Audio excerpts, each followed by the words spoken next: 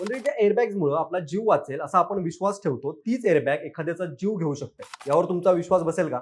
नाही ना. मुंबईत एक अशीच घटना घडली आहे. स्वतःच्या सेफ्टीसाठी असलेल्या एअरबॅगनं एका तरुण मुलाचा जीव घेतलाय. मीरा भाईंदरच्या प्लेझंट पार्क परिसरात घडलेल्या या धक्कादायक घटनेनं सर्वांनाच हादरून सोडलेलं आहे. 25 वर्षीय मोहित सोनी आपल्या होंडा कारमध्ये बसले होते. याच वेळी कोणताही अपघात किंवा बाहेरून धडक न होता कारच्या स्टिअरिंग मधील एअरबॅग अचानक उघडली आणि एअरबॅगच्या कव्हरचा जोरदार फटका त्यांच्या मानेवर बसला. तो फटका इतका जबर होता की त्या धक्क्यामुळे त्यांच्या मानेतील रक्तवाहिन्यांना गंभीर इजा झाली आणि मोठ्या प्रमाणात रक्तस्राव सुरू झाला. या घटनेनंतर त्यांना तातडीनं रुग्णालयात दाखल करण्यात आलं. मात्र डॉक्टरांनी त्यांना मृत घोषित केलं.